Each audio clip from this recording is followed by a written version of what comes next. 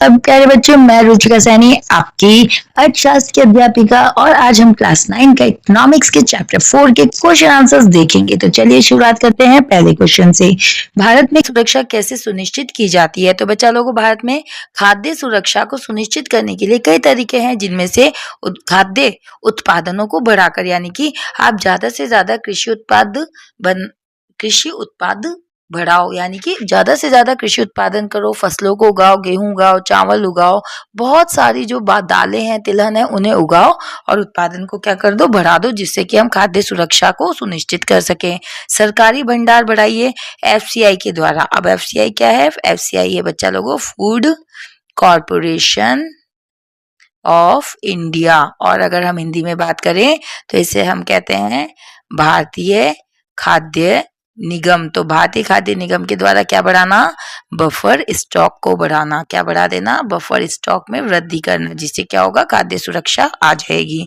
सार्वजनिक वितरण प्रणाली यानी कि पीडीएस, पब्लिक डिस्ट्रीब्यूशन सिस्टम, इस सार्वजनिक वितरण प्रणाली को बढ़ाया जाए और निर्धन लोगों तक भी खाद्य सामग्री को कम कीमतों पर पहुंचाया जाए। बफर स्टॉक बनाए रखना और सरकार के द्वारा ज्यादा से ज्यादा बफर स्टॉक को बनाए रखने का प्रयास करना। गरीबों को सस्ती दर पर अनाज उपलब्ध कराना और खाद्य सुरक्षा के लिए गरीबों को बहुत सही कीमत के ऊपर खाद्य या अनाज उपलब्ध कराना। कौन लोग खाद्य असुरक्षा से अधिक ग्रस्त रहते हैं? तो देखो कौन कौन ऐसे लोग हैं जिनके पास खाद्य सामग्री नहीं पहुंच पाती या उसे नहीं खरीद पाते हैं। तो गरीब परिवार, बेरोजगार लोग, भूमिहीन मजदूर जिनके पास अपनी स्वयं की भूमि नहीं है, ग्रामीण और शहरी झुग्गी बस्ती के लोग, या आपदा प्रभावित लोग, यानी कि जैसे कोई बाढ़ आ जाती है, बिजली गिर जाती है, सुनामी आ जाता है, अकाल पड़ जाती है, ऐसे कोई भी प्राकृतिक आपदा से जो लोग ग्रसित हो जाते हैं, उन्हें सबसे ज्यादा खाने की कमी हो जाती है। भारत में कौन से राज्य खाद्य असुरक्षा से अधिक ग्रस्त है? तो देखो बहुत बहुत ज्यादा महत्वपूर्ण प्रश्न है कि भारत में हमें ऐसे राज्य बताने हैं जो कि सबसे ज्यादा, जहाँ पे निर्धन लोग हैं और उनके पास ठीक से पौष्टिक आहार नहीं पहुंच रहा है। तो उनमें आ जाता है बिहार, उड़ीसा, झारखंड, छत्तीसगढ़, उत्तर प्रदेश के कुछ भाग। तो चलिए आगे बढ़े। क्या हरित क्रांति ने भारत को आत्मनिर्भर बनाया है? कैसे? तो हम सभी जानते हैं, हरित क्रांति बोले तो हरी भरी क्रांति, यानी कि ऐसी क्रांति जिसने फसलों का उत्पादन बहुत ज्यादा बढ़ा दिया। तो हम कह सकते हैं हाँ, काफी हद तक बनाया है आत्मनिर्भर, क्योंकि इसमें गेहूं और चावल जैसी फसलों का उत्पादन बढ़ा है।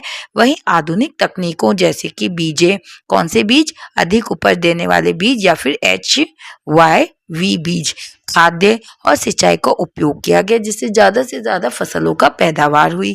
खाद्यान्न की कमी कम हो गई, लेकिन सभी क्षेत्रों में समान लाभ नहीं मिला है, यानी कि ऐसे क्षेत्रों में, ऐसे राज्यों में जहाँ पे ठीक से सिंचाई व्यवस्था उपलब्ध नहीं थी, जहाँ से फसलें मानसून पर निर्भर थी, ऐसे राज्यों को ज्यादा हरित क्रांति से लाभ नहीं मिला है। भारत में कुछ लोग अभी भी खाद्य से वंचित क्यों हैं? आज भी भारत में कुछ लोग ऐसे क्यों हैं जिनके पास ठीक से प्रॉपर पौष्टिक आहार नहीं जा रहा? तो देखो, सबसे पहला कारण ये आ जाता है कि वो गरीब हैं और वो बेरोजगार हैं और आय का असमान वितरण है, यानी कुछ लोगों के पास तो आय बहुत ज्यादा है, कुछ के पास आय बहुत कम है। तो जिनके पास आय बहुत कम है वो आज भी खाद्य असुरक्षित है। खाद्य पदार्थों की ऊंची कीमत, या फिर कई बार ऐसा होता है जो आवश्यक खाद्य पदार्थ है जैसे गेहूं है, चावल है, तेल है, घी है, इनकी जो कीमतें होती है ना, वो बहुत ऊंची होती है। तो बहुत ज्यादा ऊंची कीमत पे ये गरीब व्यक्ति इन्हें नहीं खरीद पाते, इसी वजह से खाद्य से वंचित हो जाते हैं।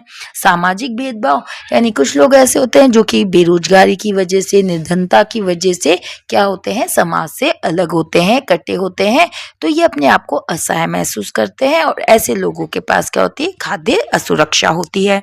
सरकारी योजनाओं का सही लाभ न मिलना, या कुछ व्यक्ति ऐसे होते हैं जिनको सरकारी जो योजनाएं चलाई गई है, जैसे मिड डे मील योजना, अन्नपूर्णा योजना है ना, और या फिर अंत्योदय अन्न योजना, इन सभी की वजह से ये जो खाद्य की कमी को दूर करने का प्रयास किया गया सरकार का, उन योजनाओं का लाभ भी कुछ लोगों को नहीं मिल पाता है।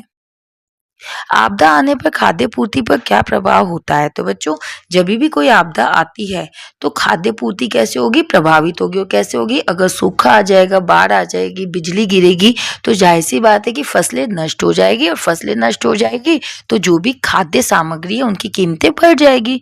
तो देखिए, फसलें नष्ट हो जाती है, खाद्यान्न की कमी हो जाती है, और खाद्यान्न की कमी की वजह से उनकी जो दाम है, कीमतें हैं, वो बहुत बढ़ जाएंगी और भुखमरी की स्थिति बनती है, और काफ़ी सारे लोग इस बढ़ी हुई कीमत पे खाद्य सामग्री नहीं खरीद सकते, और इसी वजह से कैसी स्थिति आ जाती है?